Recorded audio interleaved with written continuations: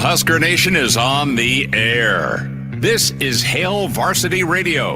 Insight, opinion, expertise, along with the biggest names talking Nebraska sports.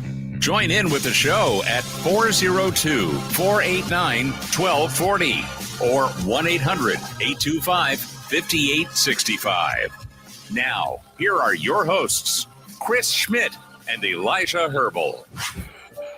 Welcome to it. Fridays here. It's Hail Varsity Radio. We're presented by Currency for all your equipment financing needs. Go Currency. Still in Estes Park, getting ready for the battle in Boulder. Chris Schmidt, Will Wilson, Elijah Herbal is en route. Elijah checked in with us, I believe, from the only payphone across the Colorado-Nebraska borderline. I'm kidding. His cell service was still marvelous. So Elijah en route. We're hoping to have him for hour two, and we'll lock in. Going to be a good day to talk Nebraska, Colorado. You can join, dial us up if you feel like, here at Hail Varsity Radio, 489-1240, 489-1240, number to get in. You can also find us on the stream, the Hail Varsity YouTube channel, right there for you to watch the show, the Hail Varsity Radio Twitter feed at HVarsity Radio, and can always email the show, Chris at hailvarsity.com. 800-825-5865 if you're making your way from Nebraska to Colorado. Going to be a lot of red in Boulder tomorrow.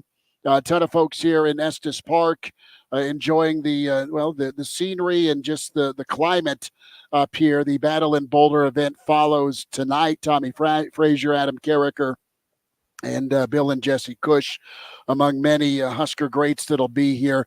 I had the pleasure of hanging out with, he is known to Husker Nation as Husker Chad. And not only did he run me to the drugstore, not that kind of drugstore, the Schmidt sinuses are on fire, we need more pills drugstore. And he's just an incredible Nebraska fan, made his trip all the way from Kansas City.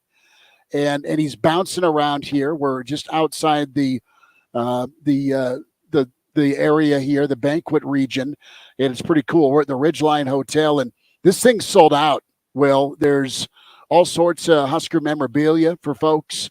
There's going to be, pun intended, prime rib for dinner tonight. Some salmon as well, if you don't feel like the red meat side of things.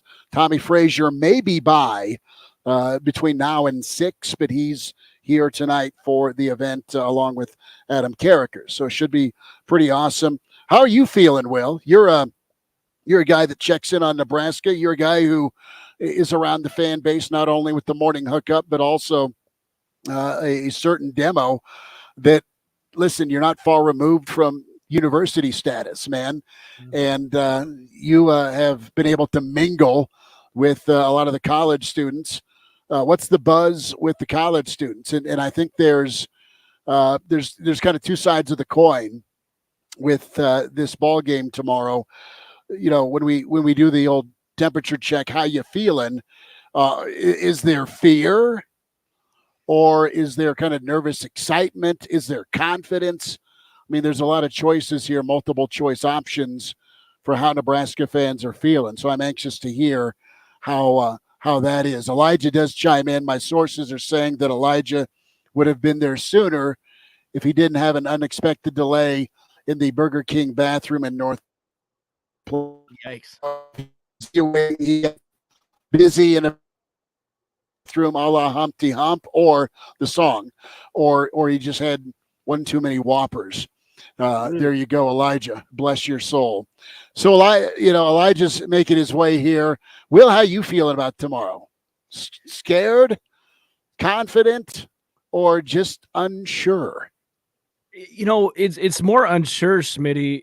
And the reason for that is I just don't trust a Nebraska team going to Boulder. I think we could play a good game, but the one thing that's sticking me up, Smitty, is I think we're going to get screwed somehow. It feels like a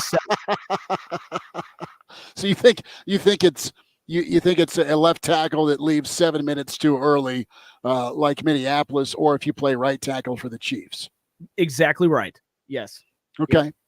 So you think there's a high potential for a hose jobbery? I do, big time. Okay. Mm-hmm. I don't let it come down to that, right? And we'll have our predictions in a little bit, but I'm very anxious to see where Nebraska is from an improvement standpoint, right? You know where Nebraska needs to go to handle this football game. You know what some advantages Nebraska has, just trying to apply from game one to game two, and we'll get through some of those. But a lot of this to me is about product placement. It was unveiled to me when I was a teenager and I went to Wayne's World. And they did that little scene in Wayne's World where Garth is pimping Reebok, or Wayne is talking about Nuprin. I mean, and then you see it now all the time with different sponsors and coaches. I mean, you do not see Nick Saban at the podium without a can of Coca-Cola. Yep. You used to not see Nebraska coaches when they switched from Coke to Pepsi without that Mountain Dew or Pepsi next to the podium. Yeah. Okay. So the product placement, and that's what's on display tomorrow as much as anything. Colorado's product that's been a major wave bump because of an upset win against TCU and the Coach Prime persona. All he is crazy fun in reality TV as he is. He's a darn good football coach. And then, what type of product is Nebraska set to unveil with probably their largest audience possibly of the season, but in a long time. 8 million viewers checked in on Colorado and Coach Prime. They didn't win the ratings battle, but they were right there. They were absolutely right there. Florida State LSU did a monster number. But Nebraska's got that type of product placement. What is Nebraska football? What is Nebraska football game 2 under Matt Rule? It's that tortoise versus the hare when it comes to philosophy on flipping and building a roster and culture. The 87 new players that Colorado has, the 60-some that Nebraska has, but how quick can your flip be? And Nebraska and Rule's approach is going to be methodical, which is fine. You can still both get to the finish line. The money coming in, betting is insane. You have more money coming in on Nebraska and Colorado bet-wise than what's going on NFL-wise right now. ESPN.com article. You have more money right now as why not? Let's put Junior's college fund on the Buffs to go take care of it 100-1. That's the shot right now for Colorado to win a national championship, 100-1. Well, there's more money on the Buffs right now to do this than on Ohio State or Georgia. People are in love with Colorado. That can be dangerous for Nebraska, but the product placement, what's in hand. This is the biggest game for Nebraska since when? Now think about that for a moment. And I go back from a national stage. We just talked eyeballs. It's going to do a monster number. It's taken the shine away from Bama, Texas. Mm-hmm. There's that much intrigue, not necessarily about Nebraska, but about Colorado and Prime. And, Nebraska's had to relegate themselves to spoiler last year against Iowa, spoiler 2015 against Michigan State. This would be just, if you're a Nebraska fan and you hate Colorado, a tasty way to absolutely spoil and bring Colorado back to earth in a way that, it hasn't happened. Nebraska had a moment when it came to the Nebraska-Colorado series that brought Colorado back to earth. And if you talk to some of the guys from those early 90s teams, it was that 1992 game on Halloween, 52-7. Nebraska absolutely annihilated Colorado on Halloween. It's Bill Dolman's favorite game ever. It's a lot of Nebraska fans' favorite game ever. I don't know where the goalpost is, but legend has it it's either in Holmes Lake or still somewhere on O Street. I didn't get to go to that one. I was in 8th grade. But that moment in 92 was Nebraska reclaiming the Big 8. Right. Prior to that, it had been a tie in Boulder. In 1990, you got 27 hung up on you in the fourth quarter. Colorado went on to win a national championship or split one, and then they took you down in 89 to win the Big Eight and go play for a national championship. They got beat by Notre Dame. So 92 was a big moment within the life of the Big Eight. Who's in control? Is it still Colorado? Does Nebraska wrestle it back? Nebraska did. And the rest is history. You go win 3 championships in 4 years. But right now for Nebraska, the stage is very bright for the Big Red, and it's really not. It's being included on the stage, right? It's not the focal point. But the biggest game since ... from a national stage standpoint and a chance to make an impression. It is, I got to go back to the 2016 undefeated matchup between Nebraska and Wisconsin. I had that on my list. Overtime game, great effort by Nebraska. They just didn't get it done. You were still in the top 10 a week later, and Ohio State dropped a nuke on you 62-3. Yeah. But there's been moments for Nebraska. You think the Big 12 championship in 2009. You think the national championship moments or national championship games, the Orange Bowl against Miami, Nebraska versus Florida. This is a regular season game 2 of one college football season. But numbers-wise and eyeballs and interest and curiosity factor, it isn't about, there's a little bit of it about Nebraska, but the curiosity factor is absolutely about Nebraska, about Colorado. And, if the Buffs can do it again. We're here in Estes Park, the Battle in Boulder event, Coloradoans for Nebraska, with Gary Michaels and Big Red of the Rockies. We're here. Second road trip in a row. Big thanks to our friends at Sauter, Heyman, and Lazaris for helping power the road trip, as Jacob Padilla going to join us here shortly. Brady Altman's in the green room hanging out. He's wearing a little Hawaiian gear, I think. He might be. Yeah, he's shrugging his shoulders. We'll bring Brady in a little bit. We have an APB out for Tommy Frazier. That may or may not happen. He is in the building, as they would say. So this will also be pretty monumental for Nebraska. What can't happen, and I don't think it will. I don't think Nebraska gets boat raced tomorrow. I think Nebraska puts a good effort together. Is that effort good enough to get a win? The reality is that the world is going to be watching. How do you respond? How do you respond to the pressure? How's Colorado respond to the pressure? And we've talked about it a lot this week, but it's not just the eyeballs, the cameras, the big noon. It's also your head coach.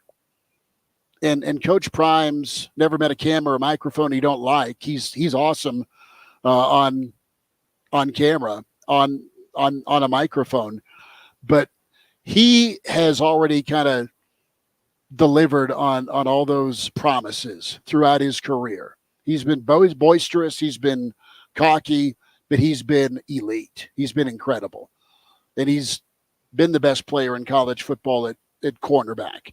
He's been a NFL Hall of Famer. He's a college football Hall of Famer. He's a guy that's flipped programs and won Jackson State, and now he's early wise. He's looking good at Colorado.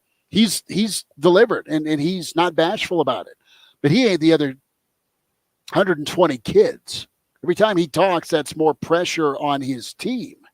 And are they all ready for that? Are they all set to go? Brennan chimes in as we'll get to some of your comments here in the stream. Will, how do you feel about being called Bill Bilson? Yeah, I'm not about it. I've always said to myself, Schmitty, I'm never going to go to Bill. Never doing it. Really? Yeah. It's just because then that's me pretty much saying it's me admitting that I'm old. You're anything but. Well, thanks. No, you're not. I mean, you're not like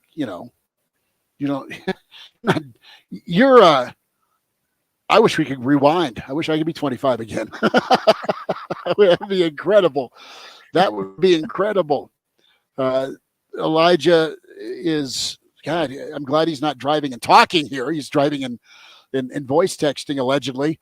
Vegas stands to lose a lot of money tomorrow if the Buffs cover. Maybe that means the refs will be on Nebraska's side for once. That's interesting. That's well thought out. Who knew? But, yeah, biggest game since when for Nebraska? I have to go back to that Wisconsin game in 2016, but also on a national stage, read out around the world. Remember that Butte where a vulnerable Texas came in? Nebraska was undefeated. Texas got out of Lincoln with a win, 20-13. Now, the opportunity is there for Nebraska. We'll get into how that can be a reality for Nebraska.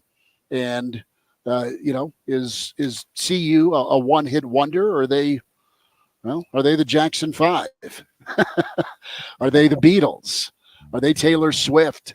Time will tell with it. We'll be at the Blur tailgate tomorrow morning for the weekend edition, 6 to 8 Mountain Time, and then Real Red Reaction follows. Hail Varsity on the road here in Estes Park, and we're presented by Currency.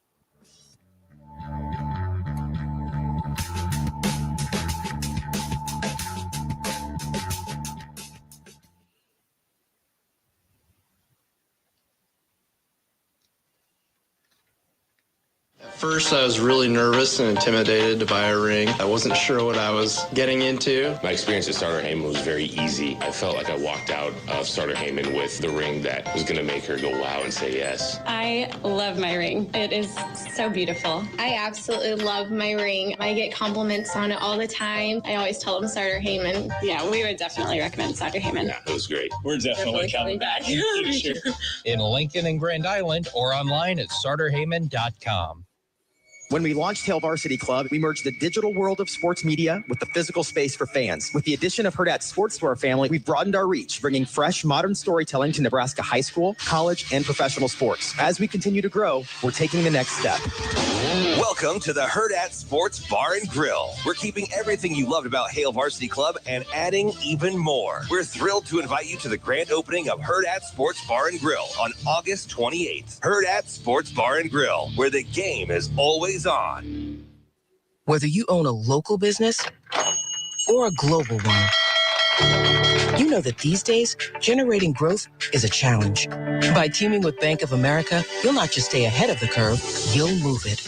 With access to experts, award-winning insights, and business solutions so powerful, you'll make every move matter, locally and globally. Visit bankofamerica.com/banking for business to learn more. What would you like the power to do? Copyright 2023 Bank of America, N.A. I'm Kareem Abdul-Jabbar. I learned about atrial fibrillation the hard way. My symptoms would come and go. Shortness of breath, fatigue. I kept going. Then I got so lightheaded, I couldn't. My doctor said I have AFib, so I'm about 5 times more likely to have a stroke. Other symptoms, irregular heartbeat, heart racing, chest pain can come and go, but the risk of stroke stays. If you have symptoms, tell a doctor. Visit notimetowait.com. Sponsored by Bristol-Myers Squibb and Pfizer. Narcan can be a lifesaver. For someone experiencing an opioid overdose, including drugs like Oxycontin or drugs laced with fentanyl, Narcan can save a life. If you know someone at risk, go to stopodne.com for more information about no-cost Narcan at a participating pharmacy near you. Be prepared to save a life. This message brought to you by SAMHSA State Opioid Response Grant, DHHS Behavioral Health, Nebraska Pharmacists Association, and Region 5 System Prevention Coordination. Listen to this station anytime, anywhere on Odyssey. Odyssey is your new audio home for all the music, news, sports, and podcasts that matter to you. Odyssey. That's AUDACY. There's never any FOMO.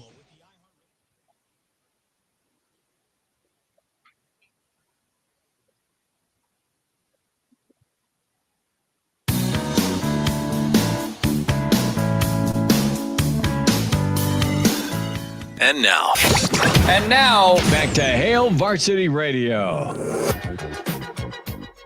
Thanks for hanging out. Hail Varsity Radio on the road here in Estes Park. Big Red of the Rockies, Gary Michaels event.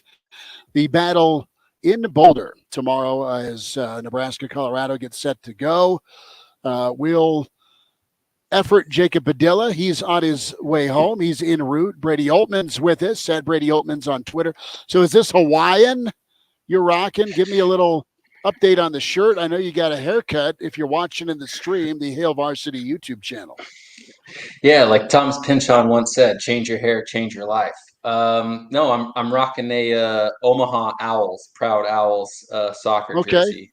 It's got the nice little mosaic multicolored shoulders going on here. No, I like it. That is good.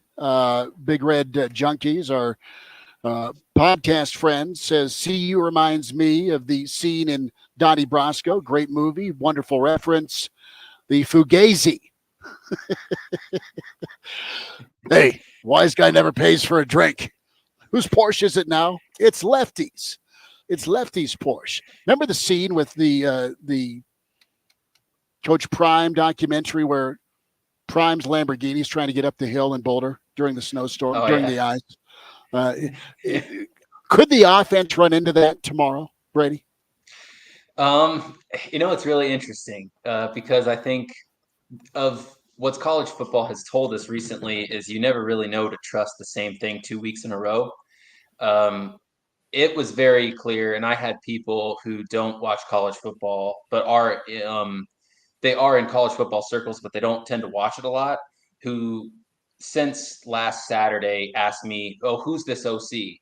And I think this was Sean Lewis's coming out party. And there's a reason why he's at Colorado now, is because he finished second for a lot of jobs when he was the head coach at Kent State.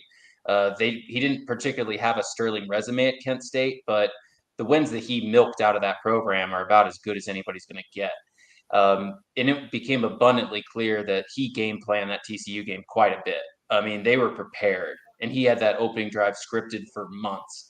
I don't know if he's necessarily got everything scripted for Nebraska in the same way. And now Nebraska has film on Colorado in a way that, TCU didn't really have, especially with so many departing guys. But when you've got 4 stars and 5 former 5-star guys all over your offense, that's certainly gonna help your functionality on that side of the ball. But I tell you what, it's certainly exciting because it's a different challenge for the Colorado offense, I should say, in what Nebraska's defense is going to try to do tomorrow.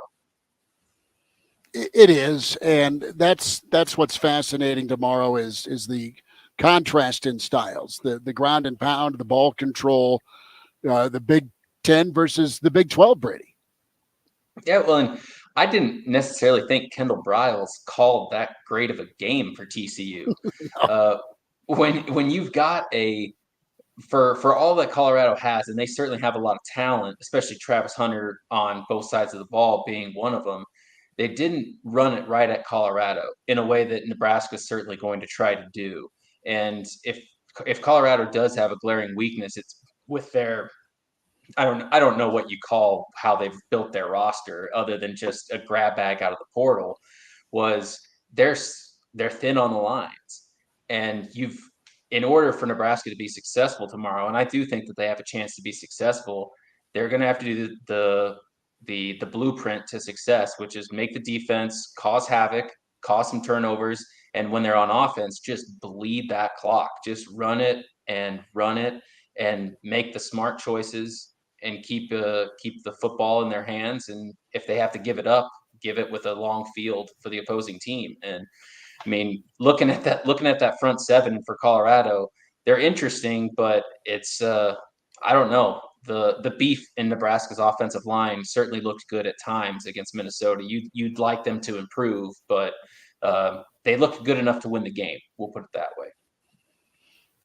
I think Nebraska, I want to get into this, the left side of the offensive line. Brady Oltman's with us, and Jacob Padilla is going to join us in about 10 minutes. That left side of the line, now Big Teddy is ready, which is good for Nebraska. Turner's played a lot of football, didn't have a great game last week. He had a week to practice and get better. Piper had, a misstep he wanted back. But if I'm Colorado, I look at where the weaknesses are for Nebraska, and that's lines of scrimmage, specifically on the offensive line. The run game was fine, but I'm saying in pass protection, You couple that with a quarterback in Sims that is being questioned about his decision making from last Thursday, let alone his history when it comes to turning the football over. And then, what's his ability to make reads? Let's flip it around to the Colorado defense and ask that question. Are they going to bring some exotics? Can that Colorado back seven make more plays than the Nebraska receiving core and passing game? They're going to force Sims's hand. That's obvious. Yeah, well, it's a super interesting question, especially considering I don't think the TCU game really proved a lot about Colorado's back end. Other than Travis Hunter, TCU, granted they played in the national championship last year, but they had such little returning offensive production. Their workhorse of a quarterback who just slumpingly willed them to many a wins. The same team that had to kick a no-huddle field goal to win a game last year to stay undefeated and had pretty much 10 starters not returning this year.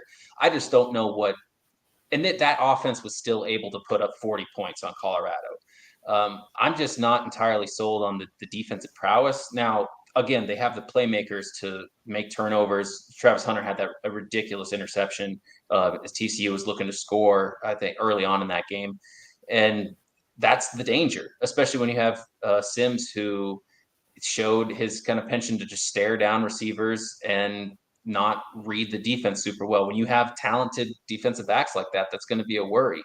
But I do think with the concentration of wanting to get Billy Kemp involved in the offense, they're going to have to do something a little bit different because that receiver group is going to look a little bit different. They're going to have to rely on those younger guys a little bit earlier than I think they assumed or thought they would, which again goes back to it helps if you can run the ball and just establish the run and look dynamic that way. That will help out whatever Jeff Sims wants to do.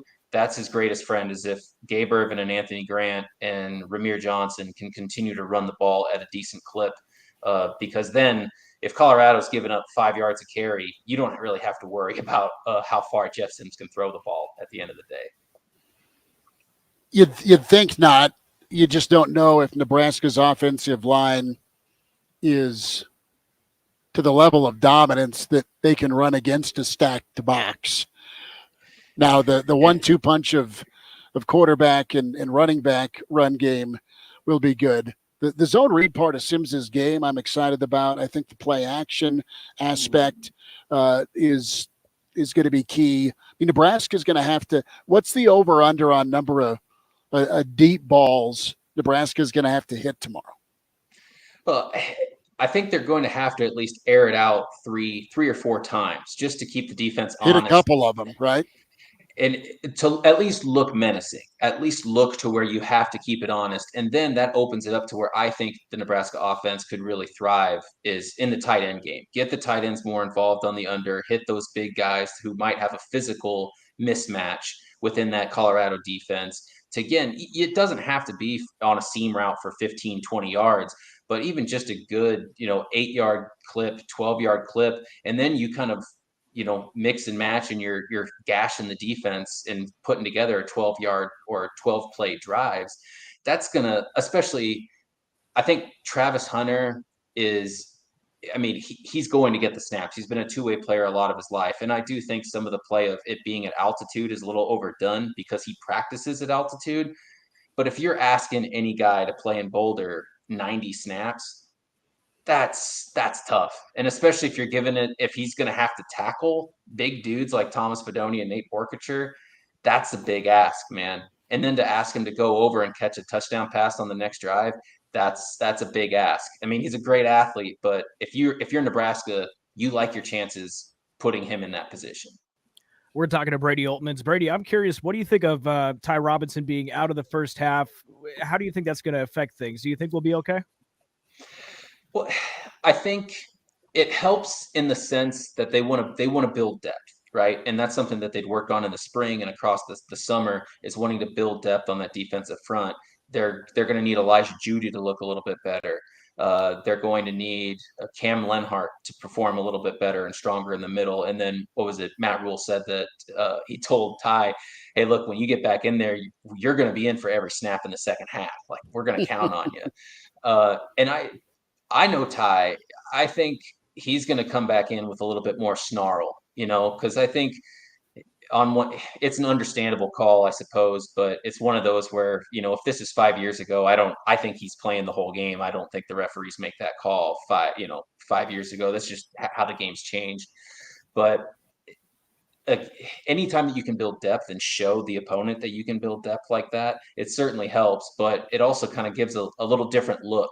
And for a guy to watch the game from the sidelines and watch the offense from that perspective and have an entire half with that, I do think that kind of gives him a little bit of the game planning mentality to watch it from the sidelines and to kind of analyze and get his idea of what he wants to do on the field. I do think that kind of, it helps out Ty plan his attack ahead of time. And I think it could be helpful in that sense. Okay. The betting public has gone wild for Colorado. You are hypothetically going to meander your way down to Highway 77 in South Lincoln. Where are you going, Brady?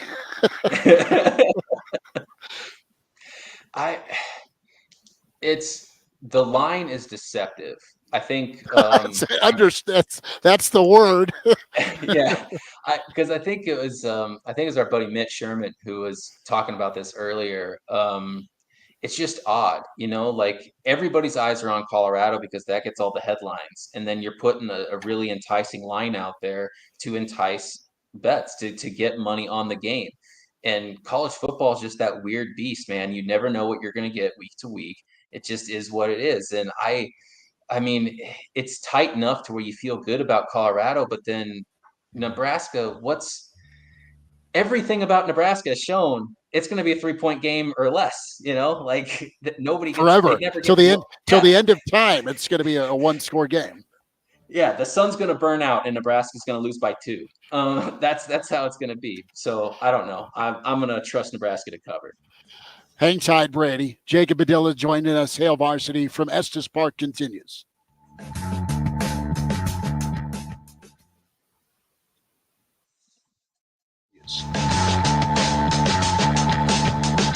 The high school football season kicks off September 8th with Lincoln Southwest playing at Lincoln East at Seacrest Field. I'm Jeff Moats. You can join me for the play-by-play with coverage beginning at 6:50 right here. FM 101.5, 1240 AM, KFOR.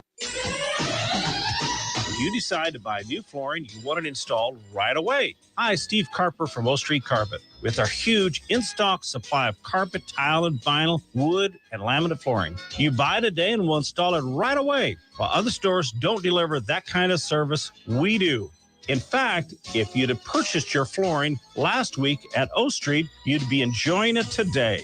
O Street Carpet. 1732 O Street and ostreetcarpet.com.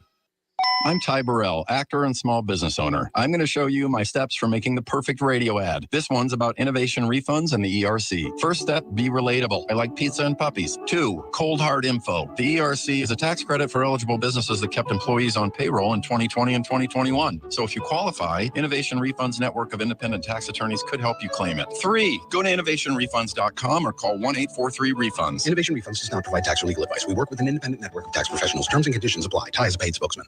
Trust is a foundation of any strong relationship.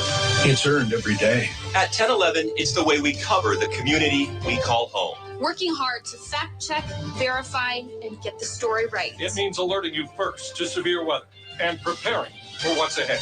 It's telling the stories that bring us together and make us proud to be Nebraskans. Trust Cole Miller, Medicine Pitch, Chief Meteorologist Ken Shumick, and Sports Director Kevin Suits. The most watched, the most trusted. That's 1011.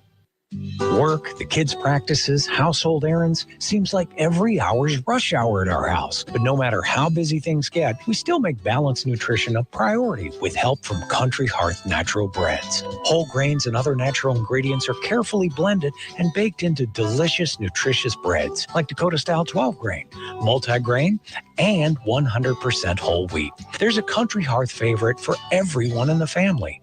Country Hearth Breads, baking our best for you. Whether you own a local business or a global one, you're always looking for ways to position your operation to create opportunities and move on them faster. With Bank of America, you get access to experts, award-winning insights, and business solutions so powerful, you'll make every move matter, locally and globally. Visit bankofamerica.com/banking for business to learn more. What would you like the power to do? Copyright 2023 Bank of America, N.A. Monday, start your day with KFOR Morning News as we remember the events.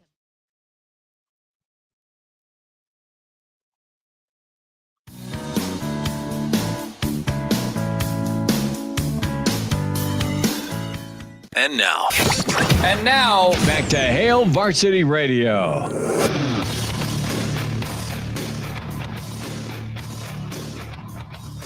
See, Willis shakes his head and says, Schmidt, you're on mute. Now I'm unmuted, to the dismay of many. Hail Varsity Radio Road Show Friday. Chris Schmidt, Will Wilson, Elijah Herbal en route. Brady Holtmans. Jacob Padilla joins us. And we will get to what are you drinking tomorrow morning.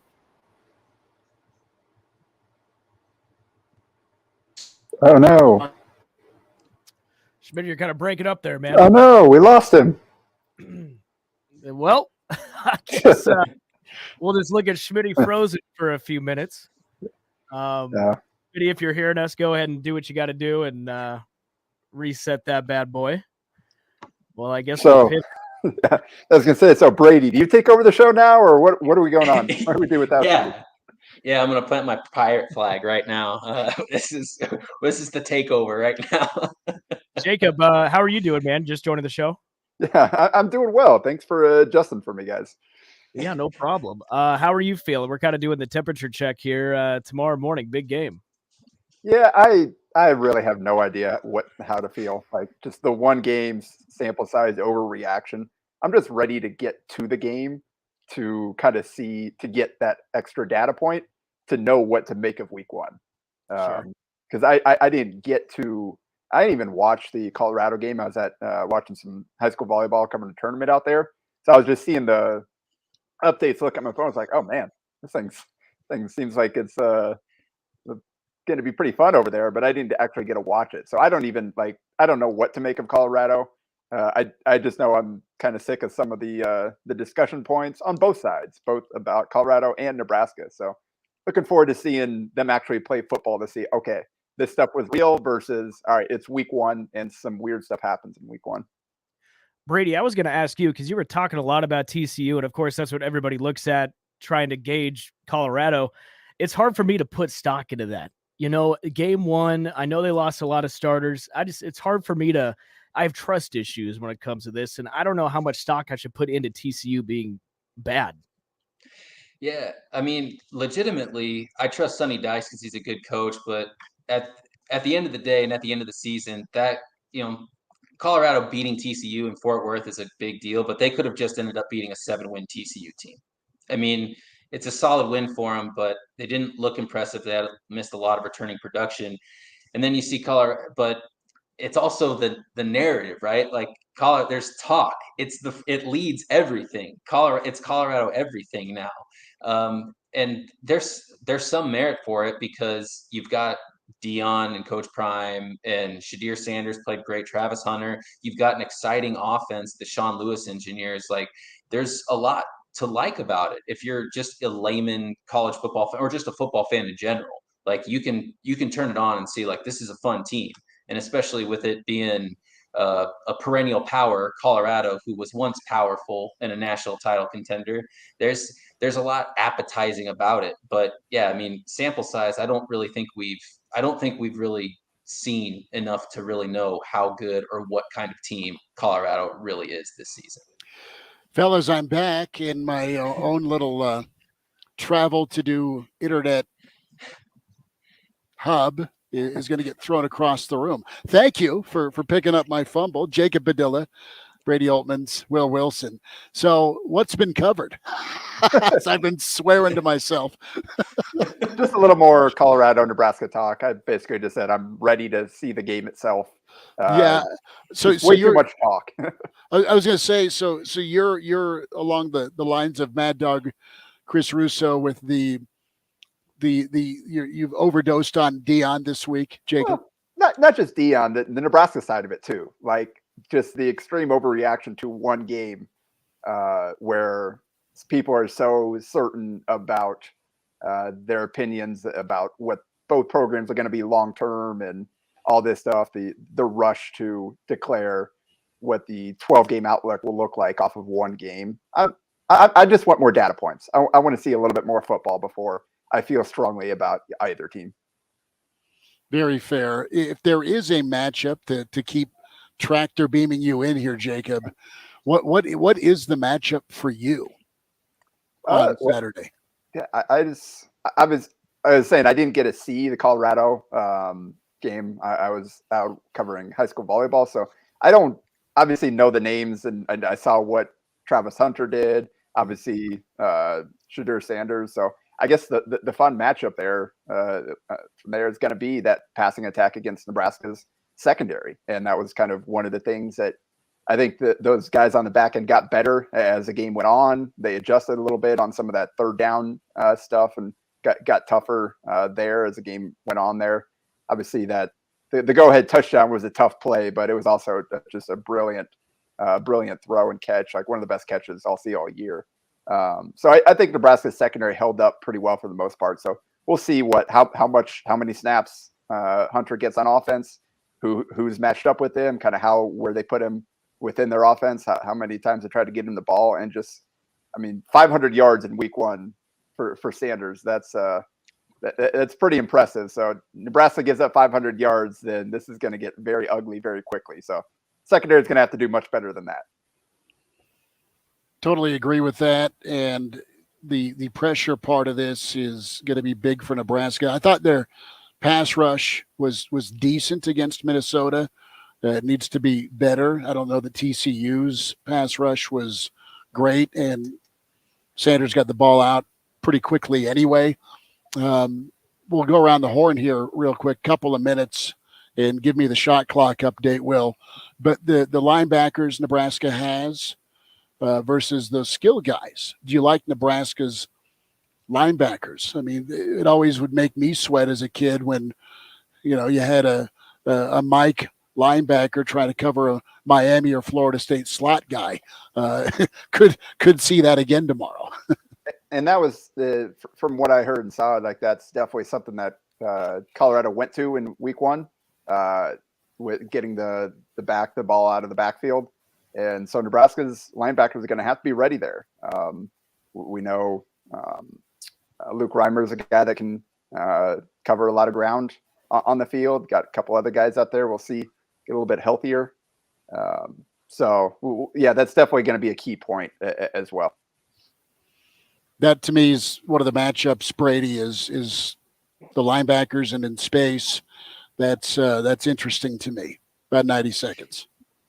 Yeah, well, Colorado did a great job of getting the ball out quick. Again, to tip a cap to Sean Lewis, they saw that they were weak in the lines, so they made a point of getting the ball away, getting the ball out, and moving quickly. But this is, I think, one thing that Tony White is going to have to stress, and it is a centerpiece to his defense, is just flowing to the ball. You're going to want your linebackers, those playmakers, to fill in space and close in gaps.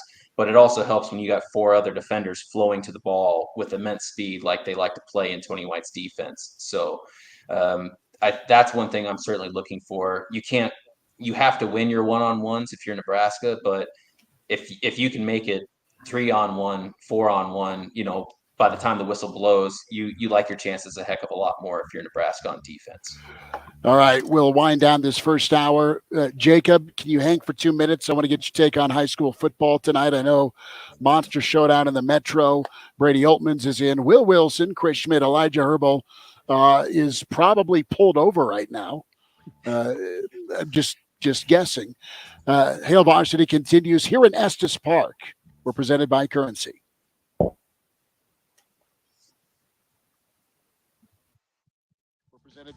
I'm Dave Wolf of the Time Shop. We've been voted the best watch repair store in Lincoln year after year. If you're a customer of the Time Shop, we thank you for your continued trust. And please tell your friends. If you've never been to the Time Shop, give us a try. We've been repairing watches in Lincoln since 1970 and can help with all your watch repair needs. We install batteries while you wait, and all work is done right here in our store. Come see us at the Time Shop next to McDonald's at 6450 O Street, Lincoln. Ask Sherwin-Williams during the Endless Summer Sale, September 1st through the 11th, and get 30% off paints and stains with prices starting at $31.14. That means 30% off our most popular color family, blue. Psychologists have found it to be soothing and relaxing, which makes it especially great for bedrooms and bathrooms. And of course, get 30% off all of our other colors. Shop the sale online or visit your neighborhood Sherwin-Williams store. Retail sales only. Some exclusions apply. See store for details.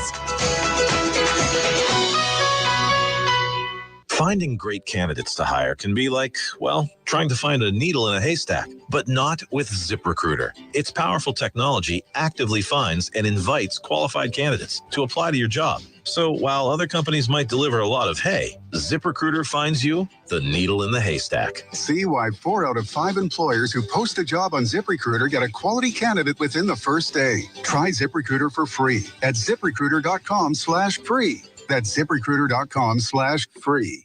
The Legacy Retirement Communities beckon you to enjoy the independence, comfort, and peace of mind they offer in their own special way at all of their locations. Connect with others, enjoy fabulous food, educational programs, fitness centers, and more. The Legacy Communities are filled with movers and doers who embrace every stage of life. Seize the opportunity to live each day enriched and grateful. For a tour, call 402-436-3000 or visit legacyretirement.com. When you want a brand new kitchen, there's nothing to it. There's a brand new way to do it.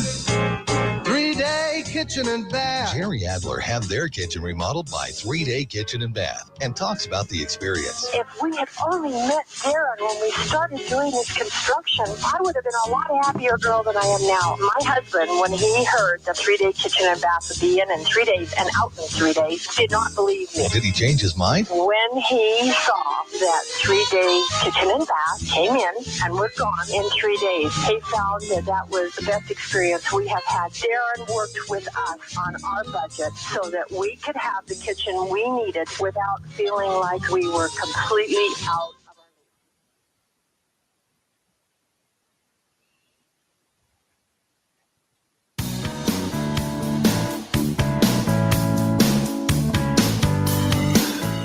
And now, back to Hale Varsity Radio.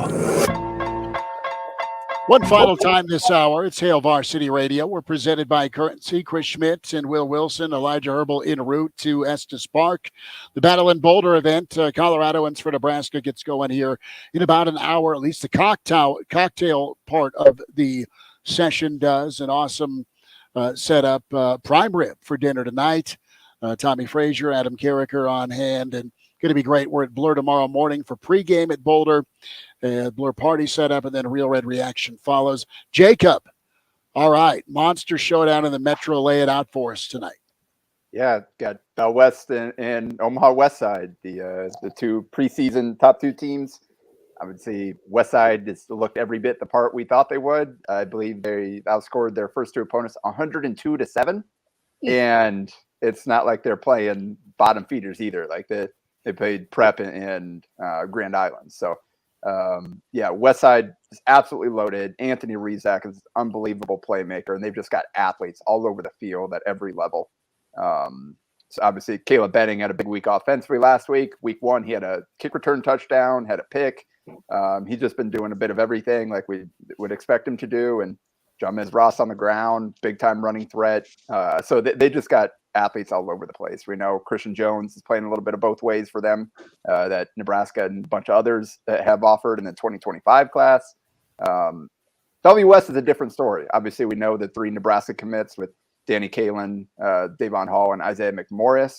But they're 2-1, but it was kind of a humbling loss to Omaha North in week 1 after the week 0 kind of ho-hum win over Creighton Prep.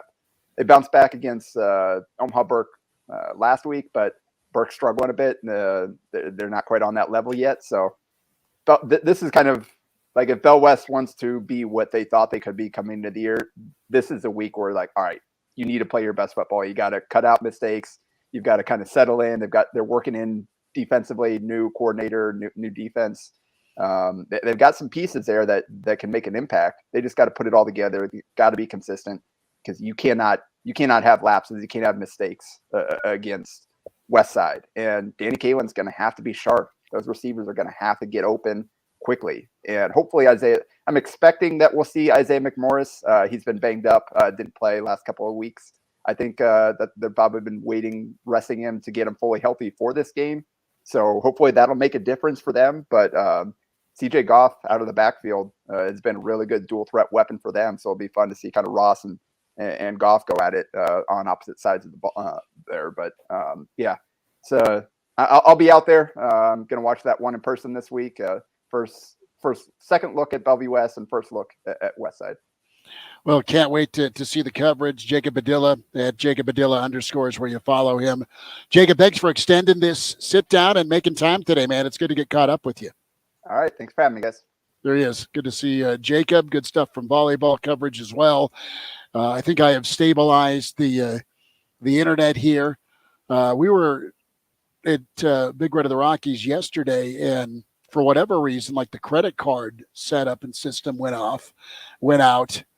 A lot of Nebraska fans showing up here, and it's a roll of the dice. So I am on, dare I say it, hotel internet right now. And the look on Will Wilson's face says it all. Can watch the show, can stream us, the Hail Varsity YouTube channel. Brady Altmans is going to hang out next hour. At least I hope he is. Will's hanging out. Elijah may show up. Bill Dolman's coming up in hour 2 at 5:05. The game is kicked off. And yes, the infamous Clausburn on the way at the Friday forecast. Hail Varsity continues, presented by Currency.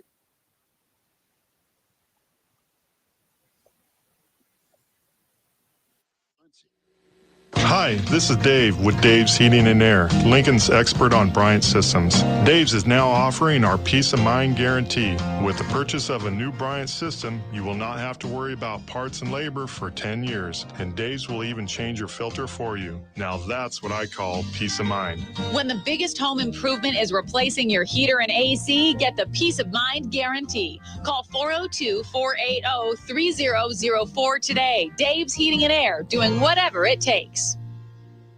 I'm getting vaccinated with Prevnar 20. So am I, because I'm at risk for pneumococcal pneumonia. If you're 19 or older with chronic conditions like asthma, diabetes, COPD, or heart disease, or are 65 or older, you are at increased risk for pneumococcal pneumonia. Ask your doctor or pharmacist about Prevnar 20, pneumococcal 20-valent conjugate vaccine. It can help protect you against pneumococcal pneumonia in just one dose.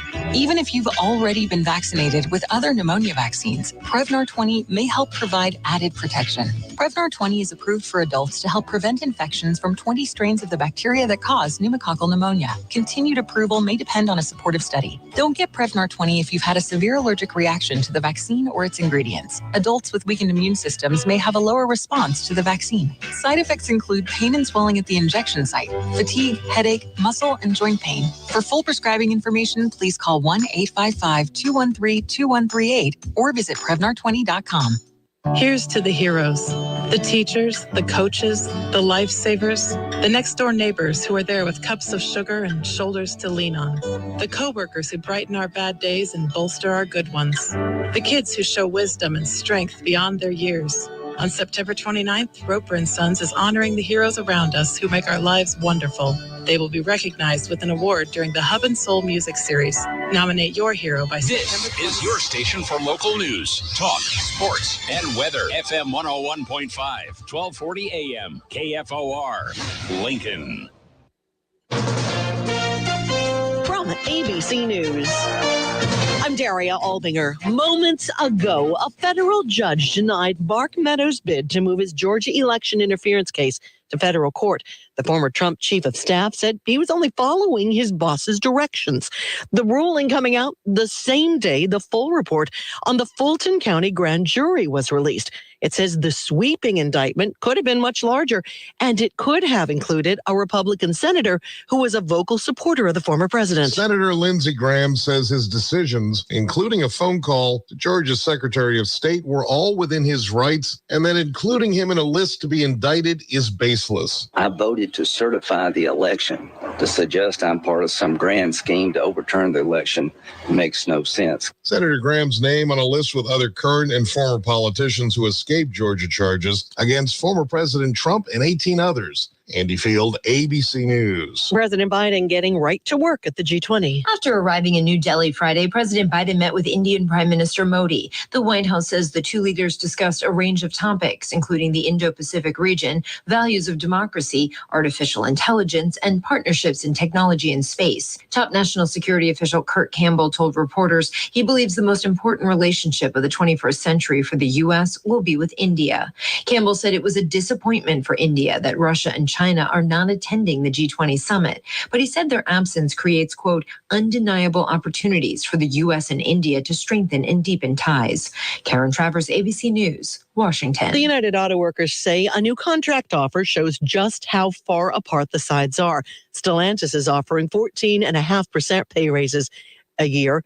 The union wants more than 40. When workers get fair and equitable justice and fair and equitable wages and benefits, they move the economy. UAW President Sean Fain, you're listening to ABC News. Attention taxpayers, ready for some bad news? With $80 billion in new funding from Congress, the IRS has launched their most aggressive hiring campaign ever to ramp up enforcement. If you're ignoring your taxes, don't delay another minute because your paycheck, your bank account, even your home or business could already be at risk. Now, here's the good news. Optima Tax Relief, America's #1 tax relief firm, can get to work immediately, helping to protect you from the IRS. A+ rated by the Better Business Bureau, their tax attorneys and licensed professionals are experts at resolving tax problems. Let them help determine if you qualify for the Fresh Start Initiative or other powerful IRS tax assistance programs. Take control. Call Optima Tax Relief now for a free consultation. Call 800-343-6460. 800-343-6460. 800-343-6460. Optima Tax Relief. Some restrictions apply. For complete details, please visit OptimaTaxRelief.com. Hello, I'm Will Wilson, KFOR News. It's 86 degrees in Lincoln. Close to 17,000 worth of counterfeit $100 bills were found in a traffic stop Wednesday along westbound Interstate 80 near Emerald after a vehicle with 3 men from Michigan was pulled over for following too close. Lancaster County Chief Deputy Sheriff Ben Houchin says probable cause was developed by deputies and the counterfeit money was found throughout the vehicle and on each man inside. Houchin also says a receipt was found from the Walgreens at 14th and Superior. It was for buying a soda pop and some soap, and they received change back for a little over $93.50. All 3 men were arrested for forgery. $100 prepaid cards and 6.5 grams of marijuana were also found. A burglary just before 4 o'clock this morning at the Midwest Smoke Shop in the 6100 block of Apples Way in Southeast Lincoln. KFOR News talked to Police Captain Dwayne Winkler. Upon arrival, they discovered the front glass window had been broken. No word yet on how much merchandise was taken and no arrests yet. If you have information on this case, call Lincoln Police at 402-441-6000. Mayor Larry and Gaylor Baird on Thursday nominated Lincoln educator Bailey Fight to fill a vacancy on the Lincoln-Lancaster County Planning Commission. If approved by the Lincoln City Council and Lancaster County Board, she would replace current Planning Commissioner Tracy Core, who is leaving the commission after more than 10 years of service. Fight had previously ran for the Lincoln City Council last spring. Access into the Haymarket will be restricted tomorrow night due to the sold-out Morgan Wallen concert at Pinnacle Bank Arena. Lincoln Police Sergeant Chris Vollmer with some advice if you are heading to the show. Access to the Haymarket, please utilize N Street to the south or Salt Creek Roadway to the north. Additional parking for the venue is the festival lot at 901 V Street, so by the Breslow Ice Center. Westbound access to the Haymarket will be restricted along 9th Street at RQP and the O Street Access Road. This afternoon, sunny skies, going to get to a high of 86. I'm Will Wilson, KFOR News. KFOR is Lincoln's high school sports station. Count on Jeff, Schmitty, Elijah, Connor, and Will to bring you all the action all season long. The big games, the breathtaking wins, and those heartbreaking misses. Hear the excitement of prep games here on Lincoln Station for local news, talk, weather, and sports. FM 101.5, 1240 AM, KFOR. Keep up with the local news, sports, your favorite talk shows, and pro shows on KFOR wherever you roam. Stream us 24/7 at KFORnow.com or on your mobile. You can download the free iHeart.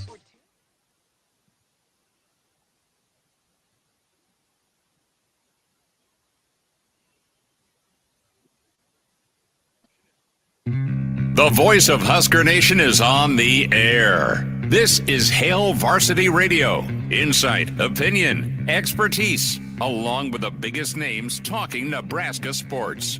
Join in with the show at 402-489-1240 or 1-800-825-5865. Now, here are your hosts, Chris Schmidt and Elijah Herbal. Thanks for hanging out. It's hour 2. It's Hail Varsity Radio on the road here in Estes Park. The Battle and Boulder event follows us here in Estes with your friends at Big Red of the Rockies, Gary Michaels, and a tip of the cap to our dear friends at Lazari's and Sauter Heyman for helping power the road trip. This is leg 2 of a 3-day road trip tour or road show tour as we're at Blur Parties tomorrow morning for the weekend edition. 6 to 8 a.m., and then Real Red Reaction follows. The Pride of Fairbury, NBC Sports. The Professor, Bill Dolman is here. Brady Oltman's hanging out. Will Wilson in studio back in Lincoln. And Elijah Herbal is en route for the Friday forecast. Allegedly, Clausburn made contact. And again, allegedly, he is 3 martinis deep. That brings up the question to kick off hour 2.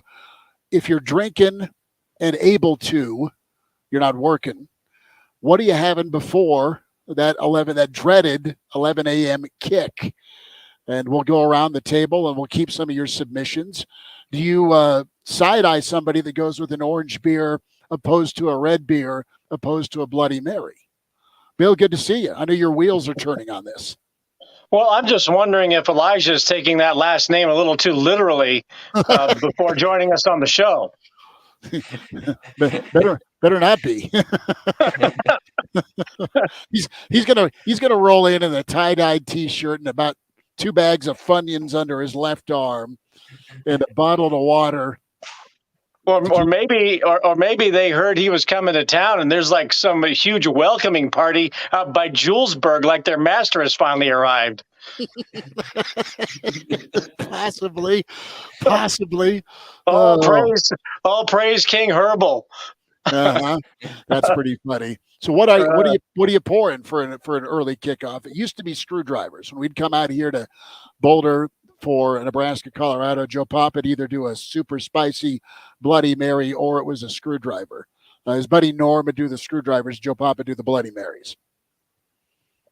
You know, this is an 11 a.m. kickoff here.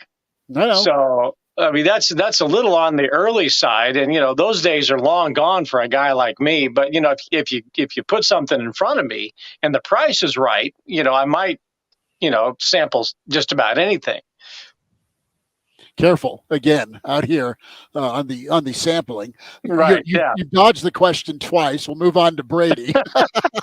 Are you going with a Coors Banquet? Oh man, I might go with Coors Banquet after just a nice screwdriver, just a slow play screwdriver to get you started, and then you're sipping on Banquets the rest of the way. Will, what are you pouring? What do you pour? Yeah, if I could drink tomorrow morning, I stick to the liquor before beer. So I'm gonna go. I pour some Apple Crown in a nice glass for me. How about that? Just Apple Crown in the ice? That's right. Mm-hmm. Okay. A lot of hair on Will Wilson's chest. I like it. All right. I go with here's the deal for I me. go with the red beer. That's what I do. Look, when I did live out in Colorado a year ago, my wonderful neighbor Jeff and Melissa. Jeff worked at the Coors place out in Golden, and just about once a month or so, he was the most popular guy in the neighborhood, at least with me, because he would leave something on my doorstep, and so I got to have all kinds of samples. So maybe I swing by Jeff's place tomorrow and see what he has in his fridge, because it was always well stocked with Coors products.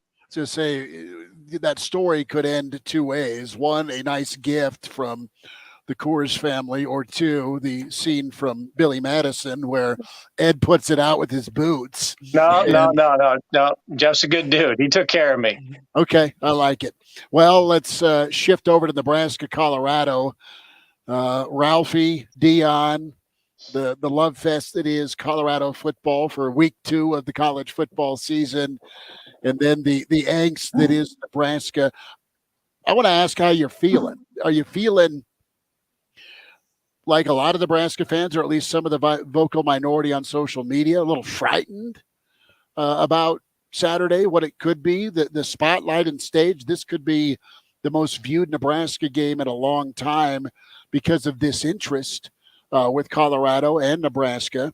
I mean, it's the betting public loves throwing all sorts of college funds on this. Those are some of the realities of tomorrow, and it is a spotlight moment. It's a prove it moment for Dion again in week 2, that it wasn't just a one-hit wonder, and it's also a spotlight moment, Bill and Brady, for Nebraska.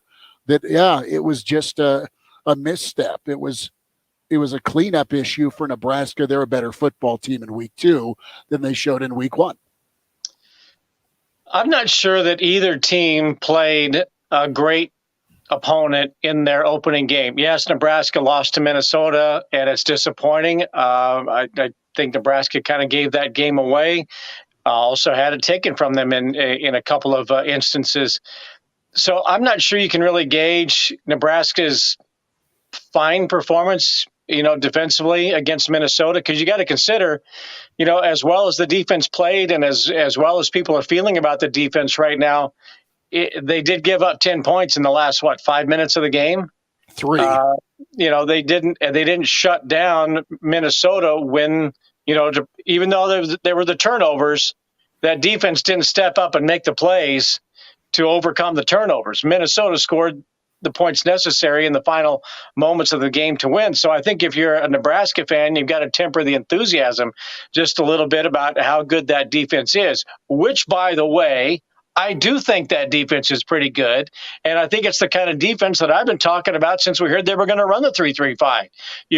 You have to coach a controlled violence with the speed that you have. See ball, hit ball, and I think that's a pretty speedy defense. And they are playing a lot of guys, which is significant going into a game at altitude in Boulder. 4 or 5 people played on defense last Thursday night, and I think that was a significant statistic for Nebraska. Now, Colorado, how good is that TCU team?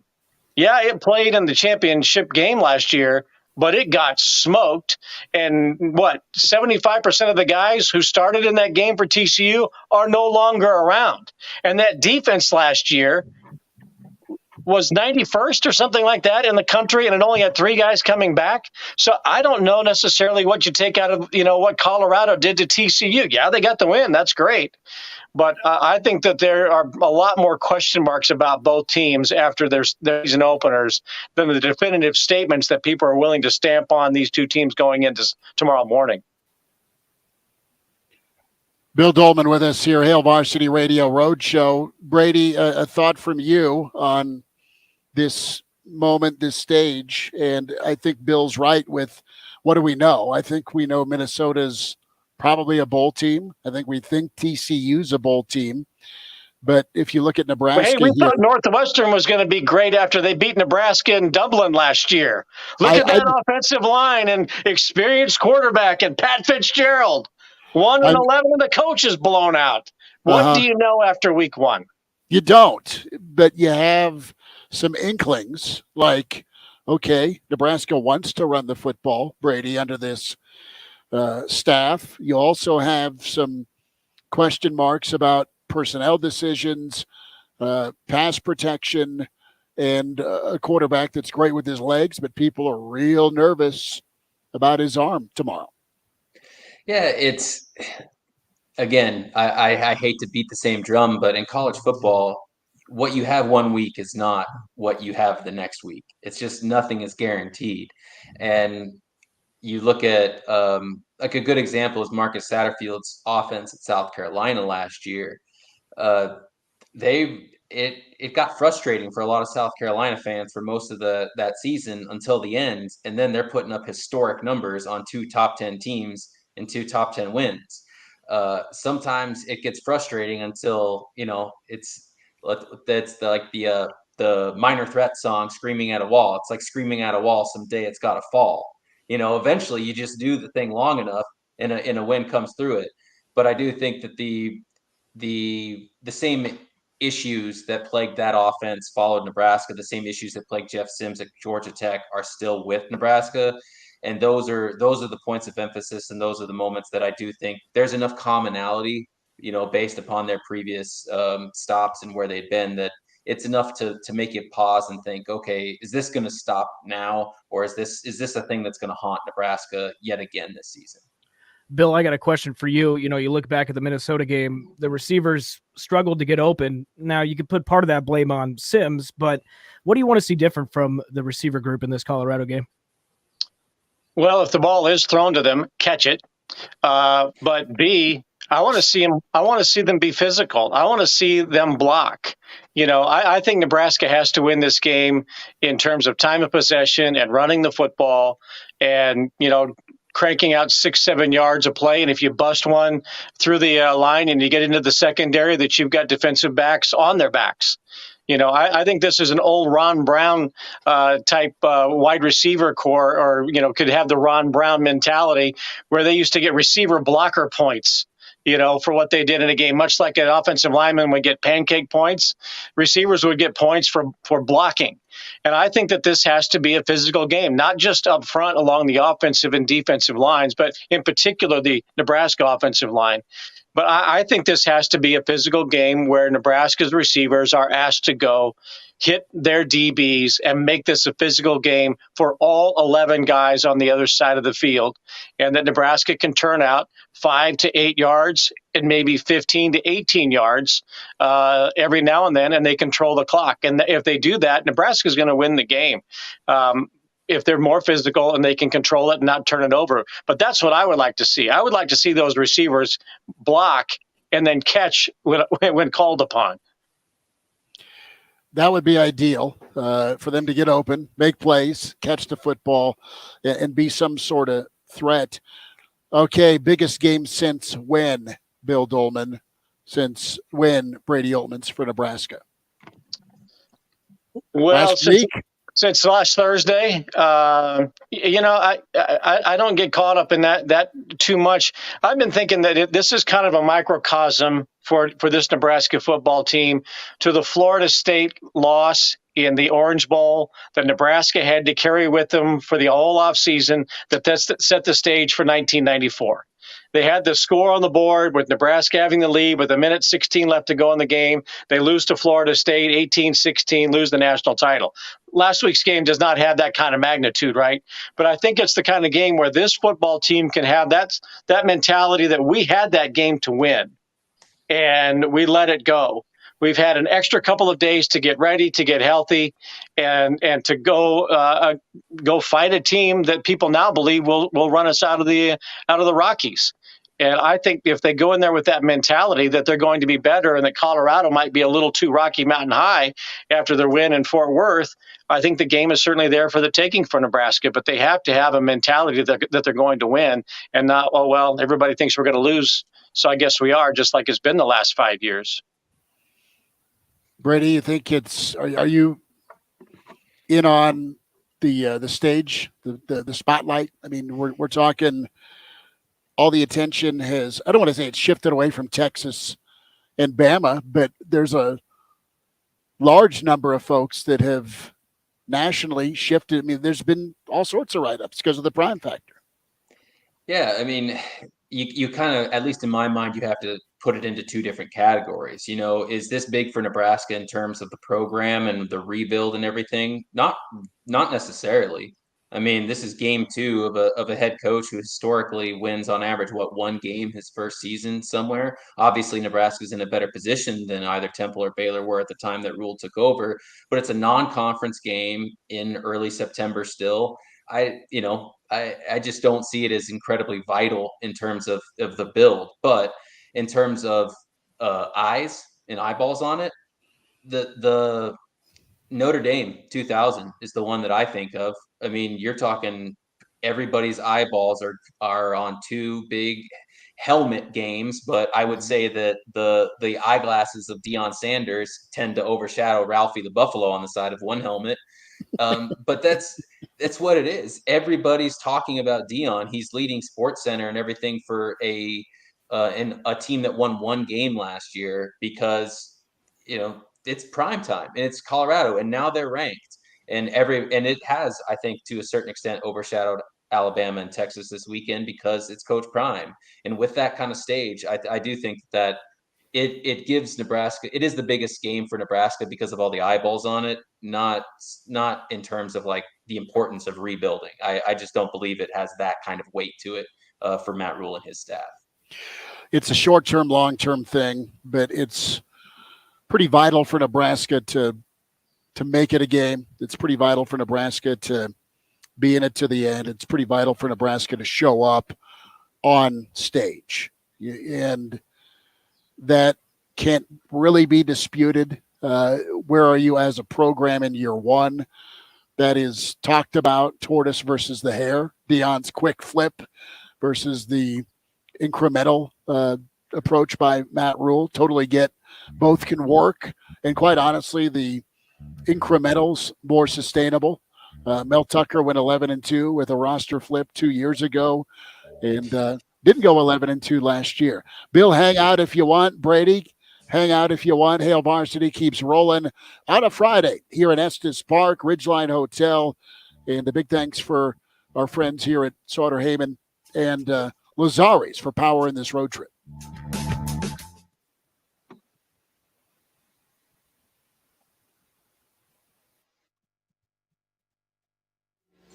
When we launched Hail Varsity Club, we merged the digital world of sports media with the physical space for fans. With the addition of Hurrdat Sports to our family, we've broadened our reach, bringing fresh, modern storytelling to Nebraska high school, college, and professional sports. As we continue to grow, we're taking the next step. Welcome to the Hurrdat Sports Bar and Grill. We're keeping everything you loved about Hail Varsity Club and adding even more. We're thrilled to invite you to the grand opening of Hurrdat Sports Bar and Grill on August 28th. Hurrdat Sports Bar and Grill, where the game is always on. Pizza makes football season, and Lazares has been doing pizza for 30 years. And the one place to get your pie from, Lazares Lincoln. Log on, lazareslincoln.com, and make your order today. New York-style pizza in Lincoln since 1993. Locally owned. Incredible daily lunch specials, sandwiches, calzones, and a wonderful beer selection. Lazares Pizza at 4701 Old Chaney Road in Lincoln. Dial them up today at 402-423-0234. I'm getting vaccinated with Prevnar 20. So am I, because I'm at risk for pneumococcal pneumonia. If you're 19 or older with chronic conditions like asthma, diabetes, COPD, or heart disease, or are 65 or older, you are at increased risk for pneumococcal pneumonia. Ask your doctor or pharmacist about Prevnar 20, pneumococcal 20-valent conjugate vaccine. It can help protect you against pneumococcal pneumonia in just one dose.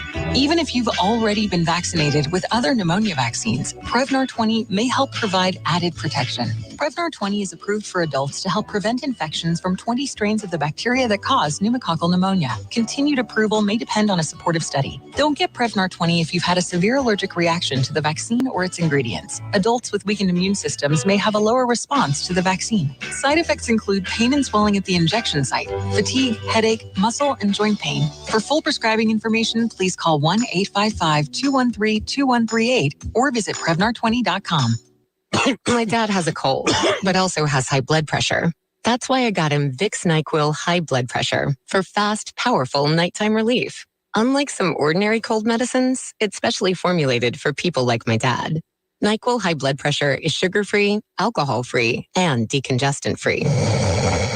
Vicks NyQuil High Blood Pressure. The nighttime sniffling, sneezing, coughing, aching, fever, sore throat, cold, and flu for people with high blood pressure. Like my dad. Medicine. Use as directed.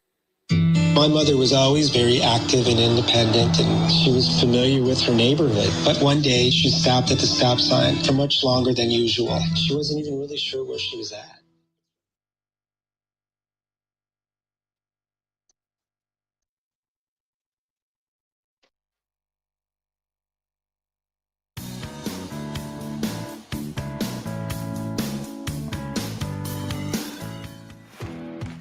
He's the pride of Fairbury, an average Joe. Bill Dolman, the professor. I had a 6 ACT in 1967.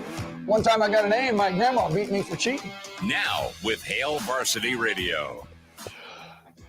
Big thanks to Brady Oltmans for hanging out. A lot of the show. Will Wilson in, Elijah Herbal en route to Estes Park here for the Battle in Boulder event. Coloradoans for Nebraska. Chris Schmidt in Estes. Bill Dolman is... Are you at home or still at the office, Billy D? I'm at home where my refrigerator is, and you made me kind of thirsty with all that conversation earlier, so I decided to get started early. I do have to say big thanks to Vic in Denver. He was Vic in Estes yesterday. He brought Templeton Rye, and he brought a special reserve of tequila that is still in my bag, and my bag is in Husker Chad's room, so I don't know if we have any tequila left.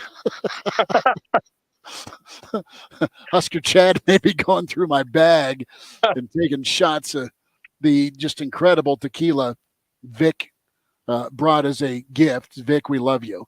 Better him than the TSA. Well, I'm riding back with Elijah. I flew out, but I'm riding back. I hope I'm riding back with Elijah. So we're talking Nebraska, Colorado. Clausburn is coming up. Bill, do you have any inkling for being a part of the forecast? Do you want to do that? Or are you like, dude, I've got a Guinness. I'm doing you a favor already. I'm out after this segment. Claus is coming up, and he's 3 martinis in. No, I'm always ready to play the game. Okay, that's funny. So let's talk about the game within the game that is the Nebraska offensive line. Let's go there and talk the impact of a Teddy Prohaska at left tackle. Let's talk about that left side of the offensive line. And I think it's worth watching because it was part of the line that had issues. You look back at the Minnesota front seven, and they had a stretch there in that second half where they had 3 sacks. And the reason they had 3 sacks is because Minnesota smoked Nebraska's punter, and there was an automatic 15-yard penalty on 4th and 10. And then they got another sack to force a second would-be 3 and out. Turner Corcoran is a kid that's been highly ranked and recruited. He's a guy that is still trying to find his footing. It's not for lack of effort. He's just had some struggles, and there's still some talent there, so he's going to keep chopping wood to get better. All that being said, Nebraska's left side of the line, quite frankly, and even Scott's a guy that will want a better second game as well. Do you worry about that, or do you think Nebraska can either make some tweaks? Do you make changes, or do you just keep hammering it to the point where, okay, this is who we're going to roll with, and if we need to make changes, then Coach Donnie will do so within the game? Well, you can't get sacked if you run the ball. And, if I'm watching, film of the TCU Colorado game, and TCU's cranking out 6 to 8 yards a carry, then why wouldn't that be, the tell for what Nebraska should do offensively? Now, and getting Teddy back is significant for, well, A, he's a pretty good football player. B, it's depth, and it's depth at altitude. So, and Nebraska has to go. We've talked about this before. It has to, just like it did defensively, getting 25 guys out there. I think that offensive line has to have more than 5 guys that you rely on. You've got to have, 8 guys, maybe 10 guys that you can, that can get at least 20 snaps a game. And if Nebraska does that, then I think you've got a chance to, mitigate the punishment that Jeff Sims might get. Now, Sims also can't just drop back and, again, lock in on a receiver, away from him to get open and allow the deep to get him, right? He's got to be looking around, finding the open guy, or looking around and getting gone. So some of those sacks, or those three, that might be on the quarterback just a little bit. And maybe Nebraska, as we talked about after the game on Friday, maybe you get him out more so that he has more of a run-pass option as opposed to standing back there in the pocket, looking to throw. So there are things that Nebraska can do, that it's not just on the offensive line to protect him. Get him out, let him go, let him run, or rely on, your ground game to churn up the yards and chew up the clock and beat him up physically. Bill Dolman's with us. Elijah Herbal has made his way. Did you get stopped by border security? You did not? Do we need to pat you down, son? You were looking for dispensaries. That's why it took you. You'd have been here an hour ago. Okay. No, that's just it. They don't have dispensaries in Estes. It's the one place in Colorado they don't have dispensaries. They little birdie told me they don't have any dispensaries here. Anyway, so Bill Dolman with us. Elijah Herbal's here. So are you going to jump on there? How are we doing this? Yeah. Okay. Yeah. Okay. We'll plug in here. So, Bill, we're gonna do a pit stop here real quick, equipment wise, which is wonderful.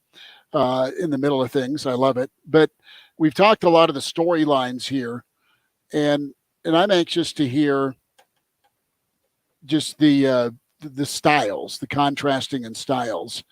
Do you worry about Nebraska's speed? And we were talking about this with Mitch a little bit earlier in the week. This is going to be your new normal. I want to get your take on this, where you're going to go from playing in Minnesota 1 week in the new Big Ten, a phone booth ball game, to, all right, now you're going to see a Big 12 spread team a la, or a Pac-12 team a la Oregon or a Washington, 4 or 5 wide, doing what Dion and Colorado are doing offensively, the quick release, the air raid. You're going to have to go from phone booth 1 week to spread it out and tackle in space against a bunch of fast little dudes. And is your defense going to be able to handle it? Look, they've got some special skill position players. There's no question about that. And I would not be shocked if the first or second play from scrimmage from Colorado is sending Travis Hunter long and seeing if he can't go run under something by beating the defense deep. That would not shock me that they send a message in that regard. A, if he catches it, great. But B, if they just show off his speed and Shedeur Sanders' arm, then that'll be the message that they're looking to send, maybe right out of the gate, okay? And maybe not the first series, but the second series. They're going to stretch that field and see how Nebraska reacts and how well that secondary can keep up. But look, this Nebraska team has athletes, and they've got some guys with some speed. This is not a Nebraska secondary that is made up of, God love them, Dave Burke and Mike McCashland, or Mark Blazek and Steve Carmer. They've got some, guys back there that are good athletes that have some experience. Hartzog got beat on the play that should have been stopped because of a Minnesota penalty, and he bid on it. Took a great catch to haul that in. But for the most part, he's got some experience. He's a pretty good player. I think Omar Brown proved that he's a pretty good guy, pretty good player back there. Look, Hunter is a special player. Is he going to play 111 snaps again? I doubt it. But they're going to try to utilize him all they can. Nebraska has to respond. And if they can get some pressure on him with, fast linebackers and faster defensive linemen, then it's not going to be as easy for Sanders as it was last week against TCU. Bill, I've been dying to ask you this question because I know you've been to Boulder several times. What's the best way to deal with these Buffalo fans, man? Stay at home and watch the game on TV like me. Fair enough. Or find yourself in friendly red territory, and make sure that nobody has any apple juice in their water bottle and they're ready to launch it. Be on the lookout. It's not a opposing fan friendly place to be, unfortunately. And, I've seen that up close, and I've talked to people who have been there, and, it's unfortunate that it's gotten the way that it has. But hopefully it's not that way again, that those are only things that happened in the past. But, remember, what was it, just a couple years ago, they exited the entire student section because it got so out of hand. I've never seen that. They launched all of them. It was the recycling drive, is Colorado fans like to call it, where they chucked all their water bottles that were empty. The thing that's funny about this is Colorado fans have been whining for 3 days on Denver News about the fact they can't get student tickets. There's 12,000 allotted.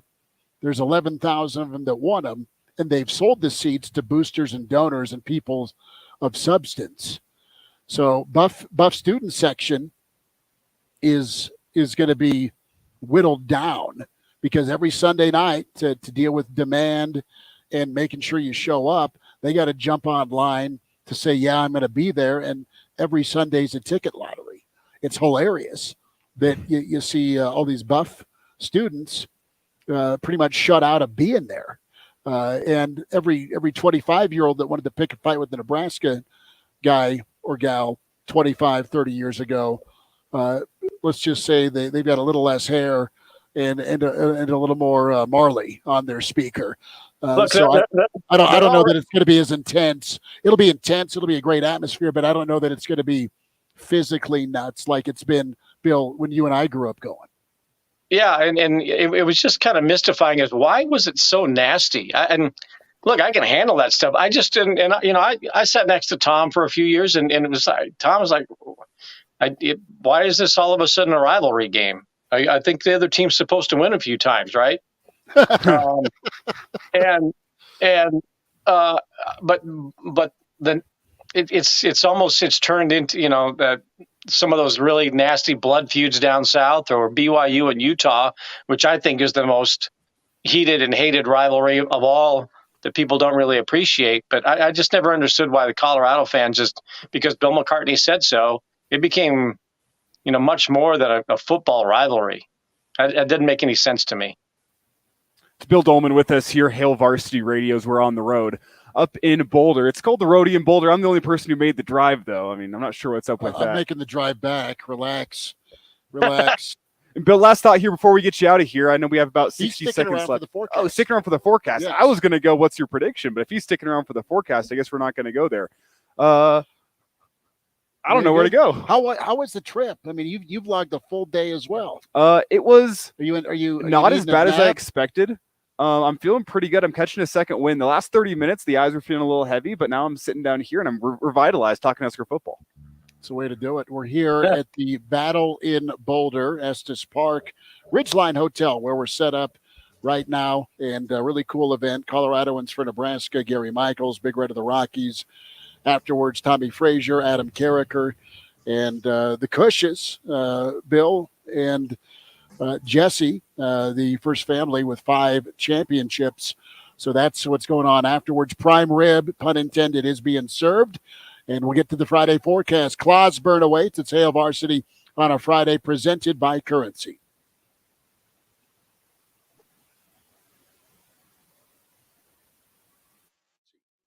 The high school football season kicks off September 8th with Lincoln Southwest playing at Lincoln East at Seacrest Field. I'm Jeff Moats. You can join me for the play-by-play with coverage beginning at 6:50 right here. FM 101.5, 1240 AM, KFOR.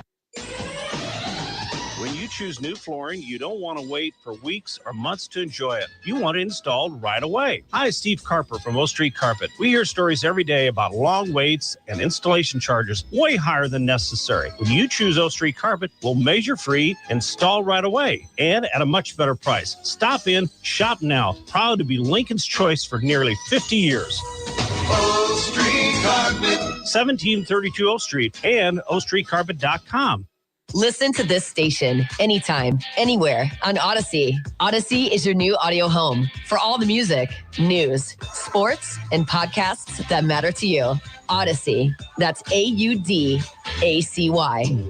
Super Saver has everything you need for tailgate season at home or away. Grill out with your favorite selections and serve the best sides and drinks. Super Saver, we sell for less. When you want a brand new kitchen, there's nothing to it. There's a brand new way to do it. 3-day kitchen and bath. Ask most contractors about a kitchen or bath remodel, and you'll get similar answers. So how long? Yeah, about 2 months. Longer than that. 3 days. Longer than, wait a minute, what? 3 days. 3 days? 3 days or less. With 3-day kitchen and bath, you get a new kitchen or bath finished with top quality products and craftsmanship, all in 3 days or less guaranteed. No eating out because my kitchen is in shambles for a month? Nope. No borrowing the neighbor's bathroom for weeks on end? You'll have a whole new look in 3 days or less. And those other guys? They want our web address. Hey, what's your web address? See? A lot of people will. Just visit 3daykitchen.com. 3daykitchen.com. 3 days? 3 days? Yeah, isn't that something? 3-day kitchen and bath. Simply amazing. 3-day kitchen and bath. For all your remodeling needs, call Good Guy Construction at 435-3355. Need to update your furniture? Menards is your one-stop shop with all of the latest furniture styles at the lowest prices. Plus a great selection in stock, ready to take home today. So go ahead, relax in a recliner, get cozy in a love seat, or simply unwind with a comfy sofa. Need more seats? We've got sectionals too. Get 11% off your new furniture set now at Menards. Good through September 10th. Savings are a mail-in rebate. Some exclusions apply. See store for details.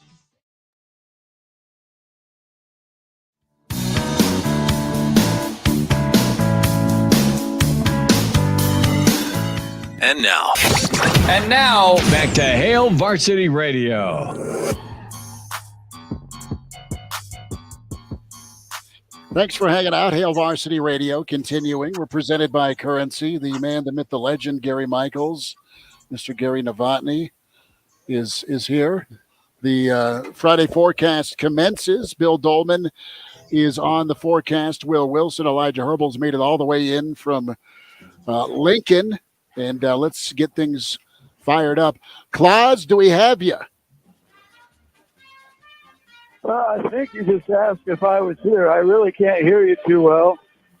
Music is a bit loud, which is ironic because I've had a rough week with Nancy. You see, I banned all John Denver records from being played in the house. And she hasn't been too happy about that, but it's Colorado week, so we can't take any chances. The rumor is instead of going for 2, you've gone for 3. How many martinis deep are we, Clausburn?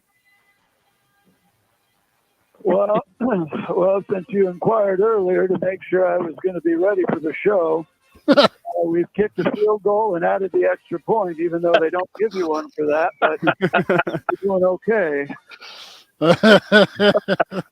4 in for Claus. Should we get rolling with the Friday forecast? Let us do so. And game number 1 that's up is A&M and Miami. That line down to -3.5. Billy D, we'll let you start off. A&M or the U can get the U on the road with some points, or I should say the U at home with some points.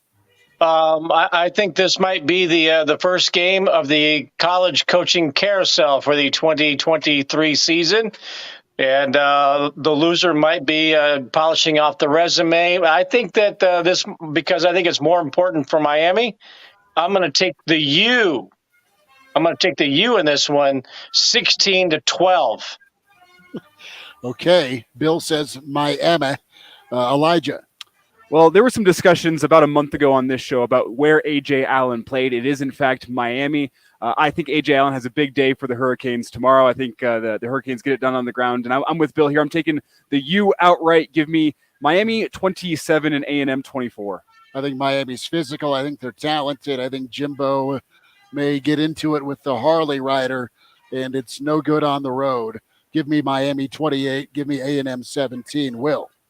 I'll take Miami 34-31. Okay. Claus, the U or A&M? Well, I agree with just about everybody. I'm not really concerned about whether or not Miami's going to win the game.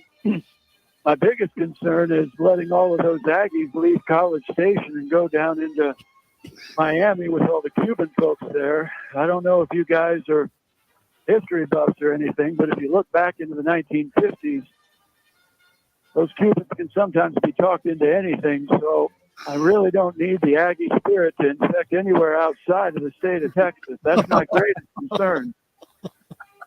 But I think Miami wins this game pretty easily. The score will be closer than it actually is, 30, and Texas A&M 21. Let's go to Oregon. A clean sweep. We all picked the Miami upset. That's dangerous. So that means go with A&M. Yeah. Oregon -6.5. Tech was upset last week. I like Oregon. They put up a boatload of points. They'll win, but it'll be tight.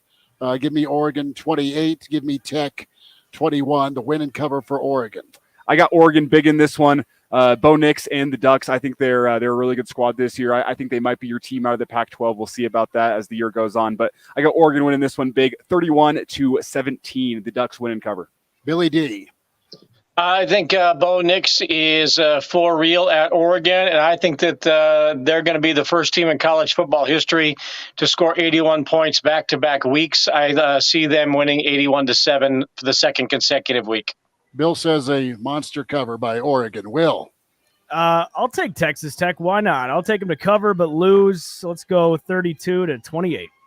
All right, Claus, what do you say, Ducks or Red Raiders? Well, first of all, I want to point out to all your first-time listeners, which I suppose most of them are, because why do this twice? Bill is doing a bit. He's not smoking some of Oregon's finest. This is just kind of what he does. It still leads him to pick Oregon by a high score, and I agree. I think Oregon wins this one 42 and Texas Tech 21. All of their scores come late. All right. Let's get into Bama and Texas. I think Bama remembers the scare last year. I like St. Nick. I like Alabama. Easy cover and impressive win. It's a payback tour for Saban and company. 35-13, Bama in a rout. Elijah. I'm going to go opposite of you. I think Texas remembers how they lose last year. I think they have a lot of motivation going into this one. They know they're going into the SEC next season.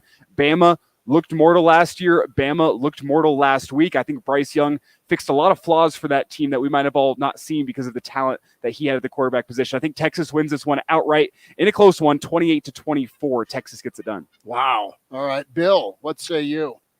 Well, I thought that the light game was close last year because Alabama didn't have a good quarterback. Now that they've got rid of Bryce Young and got somebody in there that, what I think it was an historic quarterback game for Alabama last week, right? 5 touchdowns or three through the air and 2 on the ground or something like that anyway. So now that they finally get good quarterback play at Alabama, I see Alabama winning this one 34-21. All right. Roll Tide, says Bill Dolman. Will, what do you say? Screw Texas. I got Alabama winning 70-2. 70-2. And it's the token, well, we'll score ourselves, so you get at least avoid the shutout. Claus, what do you say here? Texas, Bama. Bama -7.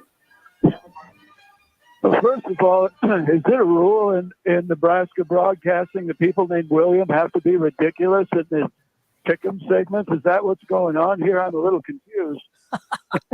But I think it's going to be a pretty good game, a pretty entertaining game. Really interesting that Texas is obviously going to be joining the Southeastern Conference next year and kind of getting a taste of that before. Christopher, you can probably relate.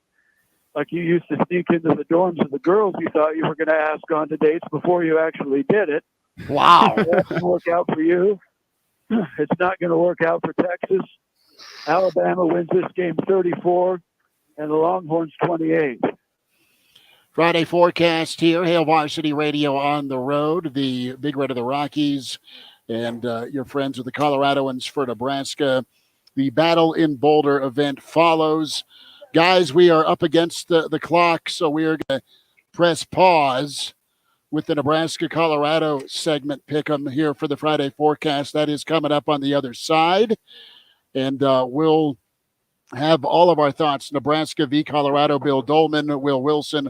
Elijah Herbal is in from Lincoln, raced here, and then the infamous imaginary, he wears red, Clausberg. We'll get to it shortly as we are here in Estes Park. We descend on to Boulder tomorrow for the Blur parties, pregame and postgame Blur party in the Embassy Suites courtyard. That'll be outstanding, and all sorts of things you can do to enjoy yourself. Postgame with Real Red Reaction, that is happening also about 2:30 forever. Is that right? Navat's doing a puppet show here and trying to get me to laugh. Should we get on the air? Say, hey, what's your prediction? Well, there's Navat. We're going to commercial break. Well, hey there. What's going on? Clausburn is next with the forecast finale. That's awesome. Hi, I'm up here in this vintage biplane flying over Memorial Stadium to advertise Spidell Body Works. Todd Spidell, body shop owner, terrible driver. You know, most people don't realize that collision repair is a team sport. Everyone from the receptionist to the painter to the detail guy have to work together to get your vehicle back to the same, or usually in even better condition than it was before the accident. Hey, nice play, guys! Oh, I wouldn't lean out that far, Mr. Spidell. It's okay. I brought a parachute just in case. I even packed it myself. I saw it done on Discovery one time. I'm really proud of Spidell Body Works teams at both shops. We have assembled some of the best players in the industry. Hey, nice catch! Run! Hey, get back in your seat. Ooh, that had to hurt. Oh, well, back to Spidell's. Accidents happen, even to good drivers. If it happens to you, call Spidell Body Works. We won't try to sell you a car, change your oil, or paint your car for $2.99. But if you want your vehicle fixed right, Spidell Body Works is your best decision after a collision. Hi, David Brooks here, inviting you to join me this Saturday morning at 11 a.m. for the Retire Smart Radio Show, where we'll provide you answers to your most pressing retirement questions and help you navigate these uncertain financial times. Don't just retire, retire smart. This Saturday morning, 11 a.m. Smart Wealth LLC is a federally registered investment advisor under the Investment Advisors Act of 1940 and an affiliate of Retire Smart. Registration as an investment advisor does not imply a certain level of skill or training. Information about Smart Wealth LLC can be found by visiting advisorinfo.sec.gov and searching by the advisor's name. Millions plan for retirement online. Estimate your future benefits, apply for retirement, and manage your benefits all from the comfort of your home. And give yourself the freedom to do what you want offline. Social Security's online services help put you in control with secure access to your information anytime, anywhere, allowing you to spend more time with family, friends, or simply just enjoying the day. Social Security, securing today and tomorrow. See what you can do online at socialsecurity.gov. Just a U.S. taxpayer expense. Hey, I'm Andy. If you don't know me, it's probably because I'm not famous. But I did start a men's grooming company called Harry's. The idea for Harry's came out of a frustrating experience I had buying razor blades. Most brands were overpriced, overdesigned, and out of touch. At Harry's, our approach is simple. Here's our secret. We make sharp, durable blades and sell them at honest prices for as low as $2 each. We care about quality so much that we do some crazy things, like buy a world-class German blade factory. Obsessing over every detail means we're confident in offering a 100% quality guarantee. Millions of guys have already made the switch to Harry's, so thank you if you're one of them. And if you're not, we hope you give us a try with this special offer. Get a Harry's starter set with a 5-blade razor, weighted handle, shave gel, and a travel cover, all for just...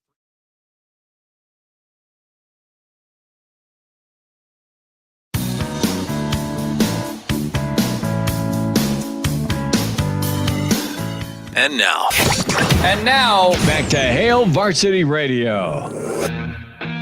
Big thanks one final time. A Friday road show again tomorrow. Weekend edition, 7 to 9 a.m. Central. Real Red Reaction follows. Remember to buckle up.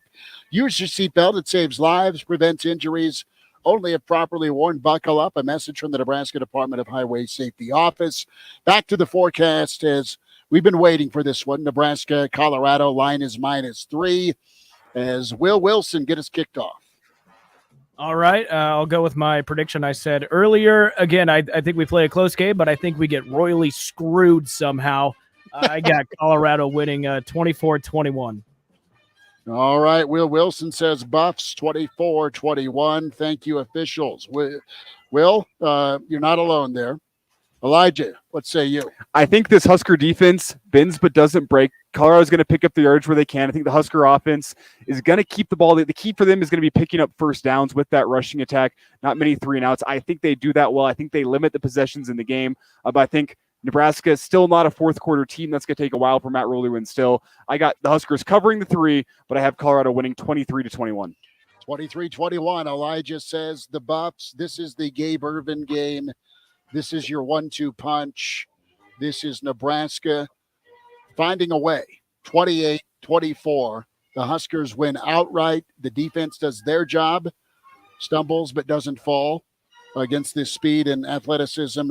And it is the running game and offensive line that is the story going into week 3. Nebraska figures it out. Sims figures it out. Huskers win 28-24. Bill Dolman.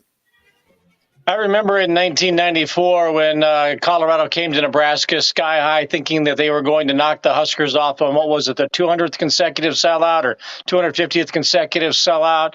And Nebraska used a trick play frequently in the game in which they passed the ball to the tight end. And Bill McCartney said, we didn't expect that. So I think Nebraska perhaps goes back into the trick playbook and throws the ball to the tight end. And I think Nebraska gets it done. I guess if this is a rivalry game, you got to go scoreboard. Nebraska 49-20-2. Okay. Love it. Cloudsburn, what do you say here? Nebraska or the Buffs -3? Well, first of all, Christopher, I want to give a shout-out to a fella who means a lot to both you and I, a Nebraska radio legend, and frankly, someone you should be writing a thank you note for your career along with Bill every week, and John Baylor, and want to let him know that we're thinking about him. But as far as this game goes, first of all, I got to give credit where credit is due. Deion Sanders said a lot of things and said this team was going to come out and be ready and play very well. And he's held true to his word. But, of course, as you guys might understand, I'm not a big fan of promise keepers out of Boulder, Colorado. So I'll go back to a fellow who once told me the only good thing that comes out of the Rockies turns the mountains blue. And by 11 o'clock tomorrow morning, we'll be turning the mountains red. Nebraska 24 and Colorado 17. Wow, Nebraska with the win, says Clausburn. Love it. Claus, you behave, and no more martinis today. We're driving late and going for 7 this time, Christopher. I love it. Claus, you take care. Okay. There he goes. Billy D, we'll talk tomorrow. Thank you. I'll be on. Go Big Red. Will, thank you. Elijah, talk to you tomorrow, 7 a.m. with Hail Varsity.